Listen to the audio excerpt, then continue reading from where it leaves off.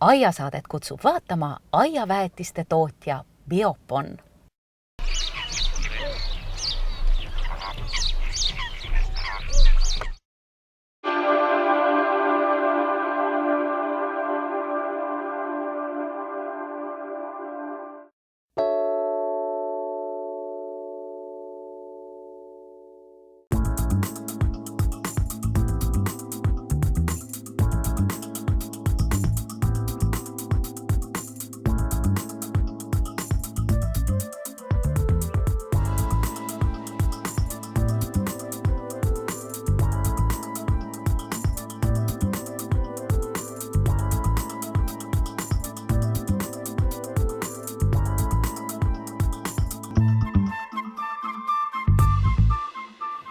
Tere!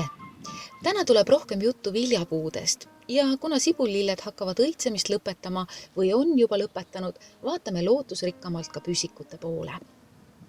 Kõigepealt siis pilgud Eesti suurima viljapuid kasvatava ja pookiva Seedri puukooli suunas, kellede viljapuud on müügil paljudes Eesti aianduskeskustes. Muidugi olete kõik oodatud ka koha peale Mulgimaale. Mitmesordilised viljapuud on imeline lahendus nii neile, kes korraga tervet puutäit vilju ära ei jaksa süüa, kui ka neile, kellel ruumi vähem. Erinevatest aianduskeskustest tasub otsida just Seedri puukooli märgiga puid. Siin armsas Lõuna-Eestis professionaalide poolt Eesti aedade jaoks sobilikes kombinatsioonides poogitud ja kohandatud. Tuntumad on viljapuudest Uunapuu perepuud ja tavapäraselt me oleme pannud sinna mingile vastupidavale alussortile, kas on Antonovka või Sügisjoonik või mõni teine selline hea vastupidavusega toese moodustaja. Ja sinna siis mitmed erinevad sortid erineva valmimisajaga peale ja saab ka ühtevisi erineva maitsega asju panna, et kes eelistab magusamat õuna, kes eelistab hapukas magusat, nii et igale maitsele. Oleme teinud ka pirniperepuid. Minu meelest pirniperepuu on hulga vajalikum ja huvitavam kui õunapuu, sest paljud inimesed kurdavad, et kui pirn puu otsas valmis on, et siis ta on väga lühikese tarbimisajaga ja palju saaki läheb raisku. Aga kui ühe puu otsa panna erineva valmimisajaga sordid, siis ühe puu pealt on võimalik pika tarbimisajaga kogu see saak ära tarvitada. Perepuudel on mõte just ennekõige maguskirssidega, sest maguskirssidel on enamiku sorte oma sorti tolmuga ei vilju ja juhul, kui aias vähe ruumi on, saab ühe puu pealt mitme erineva sortiga nad viljastatud. Kas nad õitsevad siis kõik ühel ajal, aga viljumine toimub järjekorras? Jah, õitsemisaeg on kõikidel üks, aga ka viljade valmimiskiirus ja siis ka viljade värvus on erinev. Head on muidugi ka ploomiperepuud. Ploomiga on asi natukene keerulisem kui maguskirsiga, sest maguskirss valdavalt õitseb üheaegselt ja kõikidel sortidel on õietolm olemas, aga ploomiga on see varajane õitsemisrühm ja hiline õitsemisrühm ja osadel on tolmu ja osadel ei ole, nii et väga töökindel variant tuleb sellisel juhul välja, kui teadlikult 2-3 sorti kokku panna. Kas istutamisel on vaja mingeid nippe teada? Jah, kui ühe puu peal on mitmed erinevad sordid, siis tõesti see on Räpina õppejõu Jaan Kivistiku soovitus, et varasemad sordid panna rohkem päikese poole, et siis nad saavad veel varem valmis.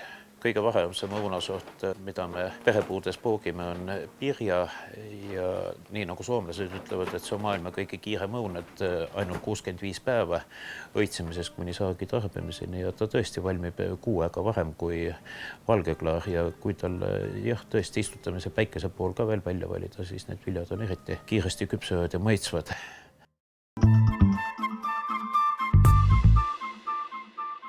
Ahti Tiirmaa on aednik ja puukooli pidaja, kel on ka julget kätt viljapuudega ringi käimisel. Vaatame tema maakoduaeda. Ahti, sul on siin armas maakoduaed viljapuude all lookas. Milline selle aia lugu on? No, antud puud on istutatud kuskil 60ndatel aastatel ja nad olid elektriliinides üleval põhimõtteliselt 2003. aasta kevade. Sai antud puud lihtsalt ühe korraga julmalt, kas ta tuleb umbes 3-4 meetri peale lõigatud ja hiljem regulaarselt iga aasta lõigatud, vesivõsud pealt ära ja iga aasta on iga õunapuu pealt saadud ikka oma 6-7 korjatäit õunu. Üldiselt öeldakse, et nii suurelt ikkagi lõigata ei tohi. Kust sul see julgus? No ütleme, võib-olla rohkem algaja õnn või, aga hiljem ma ei ole nii julgelt teinud, ma olen pigem kahasjaos teinud teistel, kui olen teinud. Kas lõikad ainult kevadel või ka muul ajal? Suvel lõikan, kui mõned oksad on ikka väga tihedad, aga üldiselt eelistan kevadist, kuna ei ole jõudnud mujale kui õunapuude kallale lihtsalt jõudnud ajaliselt. See peenar siin, kes selles erinevatel aastaaegadel pilku püüavad? Kevadel kõige esimesed taimed on sibulilled. Siin on tulbid, nartsissid, krookused, mõned hüatsindid. Natuke hiljem hakkavad õunapuud õitsema ja hiljem siis püsikud.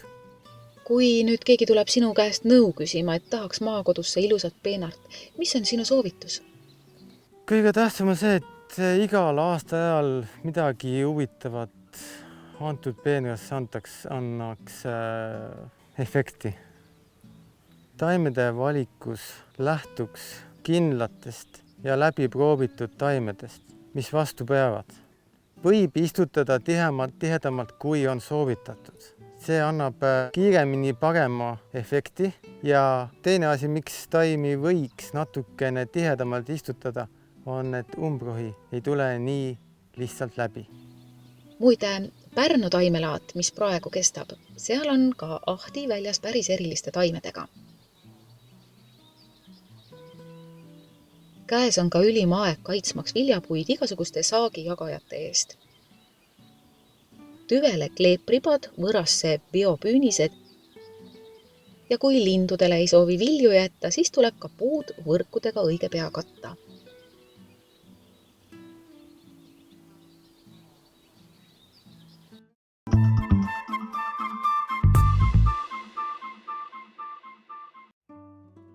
Hetkel on meie aiad õitevaesed, kuna viljapuud ja sibullilled on lõpetanud, samas püsikud ja suvelilled ei ole veel alustada jõudnud. Samuti on kahjuritega palju tegemist. Soovitame lihtsalt ja mugavalt praegusel kiirel ajal tellida kahjuritõrjevahendid Bakkerist.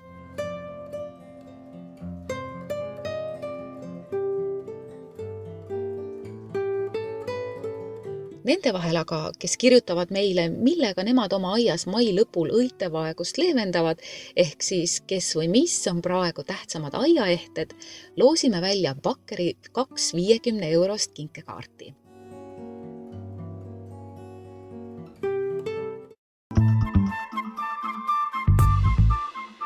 Aino, sinu aed on liigirikas nagu botaanikaaed ja iga väikese aja tagant muudab ta oma nägu tundmatuseni. Igal ajal tõmbavad endale tähelepanu erinevad õitsejad või uhke ja edeva lehestikuga või muu kasukaga taimed. Kõigil on justkui oma säramise aeg antud. Nad ei konkureeri üksteisega, vähemalt korraga mitte. Kui nüüd lihtsama aiaga aiasõber tahab alustada aktsentide toomisega aeda, siis kuidas peaks puittaimi valima? Oleneb kuhu, kas suurde peenrasse aktsente või keset muru. Kõige suurem viga on, kui keset muru pannakse mõni väike asi. Kui veel üks, aga kui topitakse üksikult täis, tikitakse, väga halb on hooldada ja see jääb rahutu. Nad võivad olla aktsendid, nad võivad olla säravad, aga see jääb rahutu. Mis mina paneks aktsendiks, on siin väga ilus hõbekuuse püramiidvorm. Ta on kitsas ja see ruum, kus ta on aktsendiks, ei saa väga suur olla, aga see peab olema igalt poolt valgustatud. Kui sul on suur avar plats, siis see aktsent peaks olema ka vastavalt tunduvalt suurem. Jardini aianduskeskuses on palju efektseid okaspuude vorme, juba neid, mis on pügatud ja ka leinavorme. Mida nendega võiks kujundada? Nad võiks olla peenras aktsendid, nii et tema on esiplaanil, ülejäänud on nagu taust ja madalam, et need kaaslased ei takistaks tal seda ilusat vormi säilitada. Sest ma olen ise teinud selle vea, et istutanud, kui on kõik väiksed, poiengid on väiksed, okaspuud on väiksed ja siis ühel päeval vaatan, et need kaunid poengid on minu okaspuu võrasse nagu augu söönud. Okaspuud on hea foon ka kaunitele õitsejatele. Milliseid neist valida hekiks või peenrasse, kus teised taimed on juba ees ootamas? Kui nüüd minna tagasi Inglismaale, siis kõige säravamad püsilillepeendrad fooniks on neile jugapuuhekid, mida meie kliimas ei soovita, sest jugapuu on osalt ikkagi külmaõrn. Kui ta kasvab vabalt põõsana, siis kui mõni oks läheb, siis läheb. Lõikad ta taastub väga hästi. Aga hekiaugud tulevad, siis seda me ei saa endale lubada. Aga elupuuhekid võivad olla nagu fooniks püsililledele, eriti säravatele põõsastele. Tihti juhtub inimestega nii, et minnakse aianduspoodi ja valitakse midagi õitsvat. Alles hiljem hakatakse talle aias kohta leidma. Tähendab, see sobib mulle. Osa inimesi räägivad, ei, sa pead tegema plaani ja siis lähed selle plaaniga sinna ja ostad. Kõige rumalam on see, et kui sa tellid plaani, sa ei tea üldse, mis on see, teine või kolmas. Ja see on väga levinud. Sa tellid väga kalli plaani professionaalilt ja lähed siis sellega aiandisse ja hakkad sealt ostma taimi. Tood nad koju ja istutad selle plaani järgi ja siis vaatad, see mulle ju üldse ei meeldi. See ei meeldi mulle selles koosluses. Parem on minna koos, valida välja inimesele need taimed, mis talle meeldivad. Ja siis koos panna nad paika nii, et talle meeldivad. Kas ei ole ohtu, et kui ma näiteks mais külastan aianduskeskust ja valin õitsvaid taimi, siis hiljem ei olegi äkki mu aias enam õisi? Vot see on kõigi viga. Kõige rohkem külastatakse kevadel, ostetakse kõik õitsvad püsililled, õitsvad asjad ja siis, kui tuleb juunikuu, siis vaadatakse imestunult, aga nüüd ei olegi õisi. Nii et praegu saab ju osta terve suve jooksul taimi ja augustis on suured taimelaadad, siis on võimalus osta neid suvelilli. Ilmselt teist nõnda õiterohket aktsenttaime kevadises aias kui rodo on raske leida. Sinul on siin rodod, okaspuud, hortensiad ja nii edasi kõik läbisegi. Kuidas sa neid kõiki väetad? Esiteks tuleb rododendroni peenar valmistada ette, istutada sobivasse turbamulda, teda mulčida ja siis hakata väetama, sest ilma väetamiseta ta ei õitse kunagi nii rikkalikult. Samad hapud mulda ja samu väetisi vajavad ka hortensiat, nii et nad sobivad väga hästi sellesse peendrasse. Siin ees on mul aktsentid, kevadised lilled, see serv on vähem turvaline. Siin on see muld, keskmine aiamuld, et nad annavad värvi. Aga floksid kasvavad sellel piiril väga hästi koos ja annavad väga säravaid värve sügisel. Sõnajalad on väga sellised, neile meeldib selline turbane, kerge, viljakas muld. Nad muutuvad siin lausa agressoriks varsti. Aga kui väetised on erinevad, on okaspuuväetis, on rodoväetis, kuidas siis seda ühispeenart hooldada? Kui mul on eraldi väetis, siis ma kuuse alla viskan kuuseväetist juurte peale niimoodi juure raadiuses ja edasi lähen rodoväetisega. Aga siin on ka toodetud selliseid väetisi, mis sobivad nii okaspuudele kui rododendronitele. Siis on väga lihtne. Sa külvad seda väetist ja ei vaata, kes mis seal on.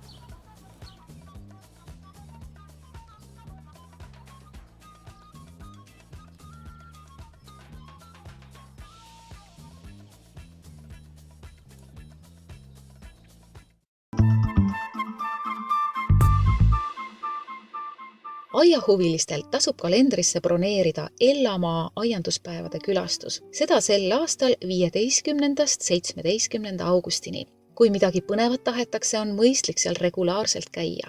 Kohal on ka Läti taimemüüjad. Heidame pilgu eelmise aasta valikule, lootuses, et sama on ka sel aastal saada. Meie valikus on väga erinevaid püsililli ja mida me oleme sisse tellinud. Ja siin ees on selline hästi kõrge püsilill, et väga tuntud sugukonnast Asteraceae, korvõieline ja tema nimi on harilik raittaster ja ta on hästi püstis kasvu, ta on mul siin potis ka niisugune püstine ja sügisel siis nüüd tulevad sellised valged õied peale ja õitseb kuni külmadeni välja ja hea hekiks. Nii et selline hea kitsas püstine hekk. Tagasi lõigata siis, kui ta on nüüd külm üle käinud. Siis võib lõigata siis kas kevadel või siis sügisel, kuidas kellelgi tahtmist on, et võib-olla mõnes mõttes oleks mõttekas sügisel isegi peale jätta, et aitab lund koguda ja aitab nagu taimel paremini talve üle elada. Siis on meil päris palju veel teistsuguseid püsililli, muidugi head ja tuntud päevaliiljad ja siin on meil üks päevaliilja nimega Showgirl. Ta on hästi tänuväärne sellepärast, et ta on hästi hea õitseja. Siin on üks tänuväärne taim, kes õitseb tõesti terve suve ja ta on ka hea lõikelill. Tema nimi on angervaks raudrohi, altkold on ta sordi nimi ja see sama õis, mis siia peale tuleb, ta püsib mitu kuud ja teda võib julgelt soovitada siia, kus ei käida iga päev kastmas või on suvilad, kus kindlasti ei kasteta taimi. Samuti selline kuivakoha taim on meil Voronovi karikakar, Antemis ladina keeles ja tema see õitsemisaeg on ka terve suvi praktiliselt, juuni, juuli, august. Ta on hästi kuivalembene, talub igasuguseid tingimusi ja hästi hea õitseja. Tänaseks lõpetame ja kohtume teiega taas uuel nädalal. Kõike head!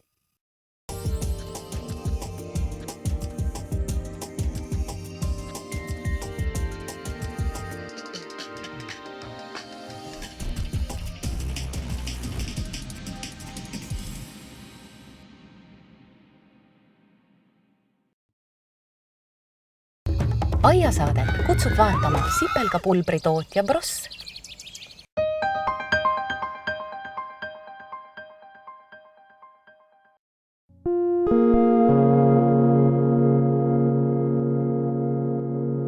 Sadolin toob teieni vabaõhuetenduse sõprusest, golfist ja armastusest. 4 paaris mängivad Egon Nutter, Raivo Rüütel, Sulev Tepart ja Lauri Nebel. 7 etendust juulis Jõelähtme golfikeskuses. Ilusat teatrielamust!